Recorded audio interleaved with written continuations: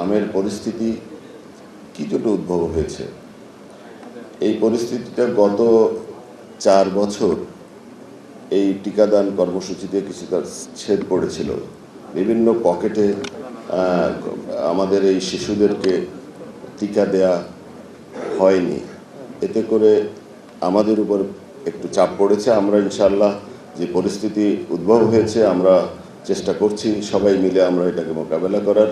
ইতিমধ্যেই আমরা গত 5ই এপ্রিল থেকে আমরা সারা দেশের 18টি জেলার 30টি উপজেলা, যেগুলো আমাদেরকে চিহ্নিত করতে সহযোগিতা করেছে, আমাদের সহযোগী সংগঠন শিশুদের স্বাস্থ্যসেবায় আমাদেরকে সহায়তা করে পরামর্শ দিয়ে বিভিন্নভাবে, সেই ইউনিসেফ এবং আমাদের একটি জাতীয় কমিটি আছে নাইটেক, এই দুই বিশেষজ্ঞ কমিটি এবং আমাদের একটি রিসার্চ সংগঠন আছে IEDCR, সকলের সহযোগিতায় আমরা 18টি জেলার 30টি উপজেলা শনাক্ত করেছি, যেগুলো আমরা মনে করি একটু আক্রান্ত হয়েছে বেশিভাবে। আমরা 5 তারিখ থেকে ওই সমস্ত স্পটগুলোতে এলাকায় আমরা টিকাদান কর্মসূচি শুরু করেছি এবং এটা চলমান আছে। আপনারা সঠিকভাবেই বলেছেন, আগামীকাল ঢাকা উত্তর সিটি কর্পোরেশন, ঢাকা দক্ষিণ সিটি কর্পোরেশন এবং চট্টগ্রাম সিটি কর্পোরেশন, ময়মনসিংহ এবং বরিশাল সিটি কর্পোরেশন এলাকায় আমরা একযোগে আগামীকাল থেকে শুরু করব টিকাদান কর্মসূচি। এরপর আপনারা জেনেছেন আমাদের মাননীয় মন্ত্রী মহোদয় বলেছেন পার্লামেন্টে যে আমরা আগামী 20 তারিখ থেকে আমরা বাকি অংশতে আমরা টিকাদান কর্মসূচি অব্যাহত রাখব, যেটি আমাদের নিয়মিত ইপিআই কর্মসূচির সাথে একত্রিত হবে সামনে গিয়ে।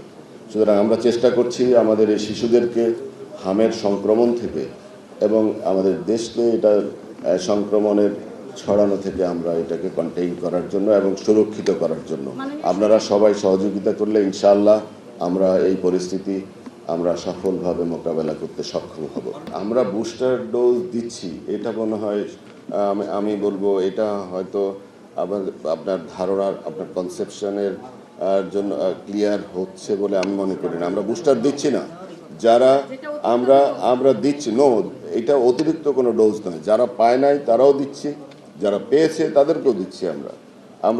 আমরা 6 মাস থেকে 59 মান্থস পাশাপাশি সব নরমাল টিকা যে শিডিউল সেটাও চলমান আছে। প্লাস আমরা এই বিশেষজ্ঞ কমিটির সহায়তা, আপনারা দেখেছেন 6 মাস বয়সের বাচ্চারাও এখন আপনার হামের আক্রমণ থেকে রক্ষা পাচ্ছে না। তা এই জন্য আমরা 6 মাস থেকে বয়সটা 9 মাসের জায়গায় আমরা 6 মাসে নামিয়ে এনেছি। এবং এইটা আমরা যেভাবে গবেষকরা আমাদের যারা পরামর্শক তারা বলেছেন যে আপনারা এখন 6 মাস থেকে 5 বছরের নিচের বাচ্চাদেরকে আমরা সুরক্ষিত করে টিকা দিচ্ছি। প্লাস আমরা যেটা রেগুলার ক্যাম্পেইন এটাও চলবে। আমরা সিরিঞ্জের সংকট যেটা ছিল আমরা সেটা ফুলফিল করেছি। আমাদের সিরিঞ্জের কোনো ঘাটতি নাই, টিকারও কোনো সমস্যা নাই। ইনশাআল্লাহ আমাদের সকল বাচ্চারা টিকা পাবে। আমরা এখন শুরু করছি ইমার্জেন্সি বেসিসে এবং এটা আমাদের নিয়মিত ইপিআই কর্মসূচির সাথে একত্রিত হয়ে যাবে।